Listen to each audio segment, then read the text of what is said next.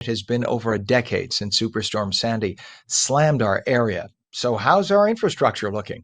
Paul Toscarelli is Vice President of Electric Operations at PSE&G. We welcome you to On New Jersey Mornings, Paul. Hey, good morning, Ken. Thanks for having me.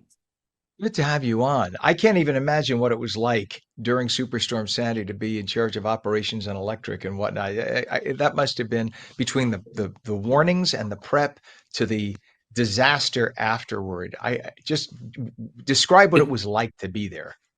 it was quite a challenging time back in Sandy back in 2012.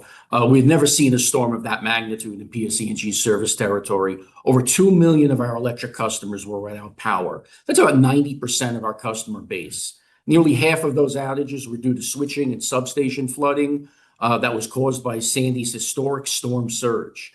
The message was clear: we needed a stronger, smarter, and more resilient electric system. And since then, we've spent the past decade or so hardening our infrastructure, elevating these substations, deploying advanced technology. So New Jersey is far better protected than it was then.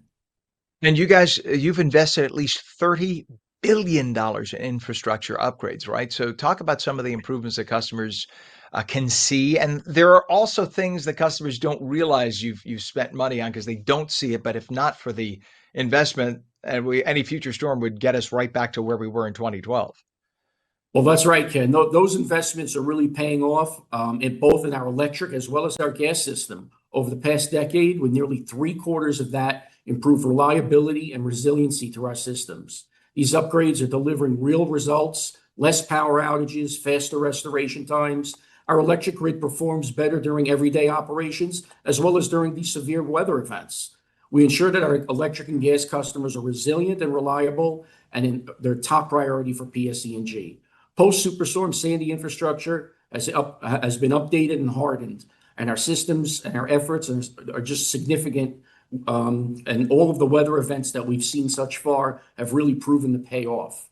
Some examples of what we've done: Please. we've raised a bunch of substations, 42 to be exact. We've deployed a lot of advanced technology. We've installed over 1,500 smart switches to automatically reroute power. It's like having a self-healing system. And we've had an advanced grid management technology also deployed that allows us to detect outages and restore faster. And we've also replaced over 1,600 miles of aging gas mains, reducing our leaks by 45%. That's amazing. And you talk about smart grid. That was what I was going to ask you about. Uh, from what I understand, a friend of mine who works down in Florida for FP&L, he was telling me how a lot of homes you get two incoming power sources, right? So in case one goes down, you have like a backup that's coming in. For the average layperson, we never even think about that. But when you folks map out a system so that you can prevent as many outages as possible, you come up with this stuff. It is brilliant how people just brainstormed at PSE&G and you figured out, like, there is a way to make this work. I can't even imagine what the think tank is like when the experts sit down and try to figure it out there.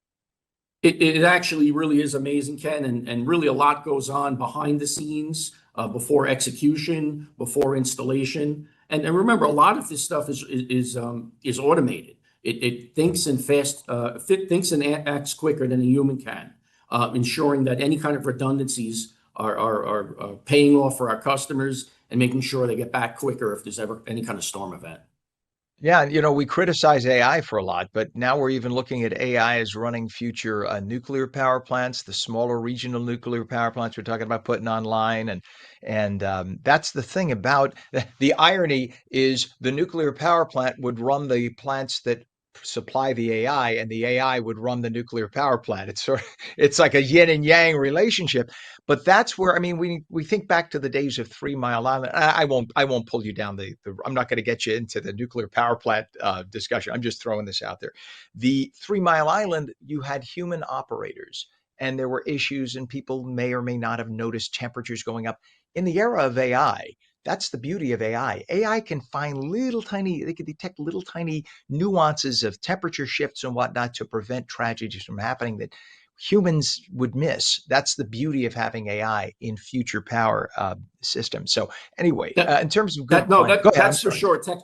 Technology is great, and leveraging that technology for the benefits of our customers and the state of New Jersey is where we're at, and that's where our commitment will always be. And good planning, of course, helps to keep energy costs stable. And it is not the fault of PSE&G when we have so many companies and AI and cloud service and electric vehicles pulling the demand on the system, and you have to supply these people. So that's why we are currently part of a regional grid, and costs are just high for the whole region, right?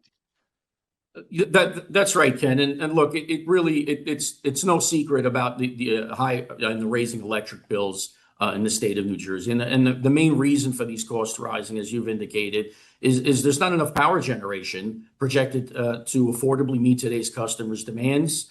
In June, electric supply costs went up by 20%. And that demand growth is really about a few factors. It's about population growth, it's consumer needs, the changing needs such as electric vehicles and data centers, as you indicated.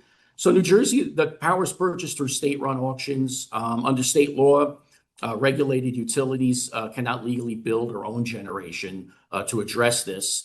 So without that new supply, these costs have been increasing. The state does need to build more generation, and we need to do it right here in New Jersey. PSE&G stands ready to work with the state to be part of that solution to maintain long-term reliability and affordability to our customers. Yeah, all people want, they want to be able to flip on a switch and see that electric coming in, and they don't even think about the process.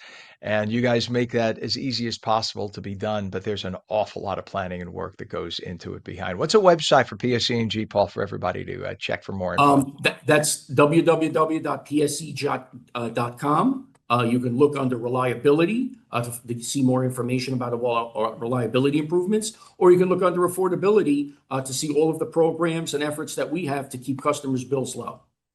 Beautiful. Paul Toscarelli, Vice President of Electric Operations at PSE&G. We'd love to have you on again. Thank you for coming on and explaining so much for us, and happy Thanksgiving. Happy Thanksgiving to you, Ken. Thank you again for having me.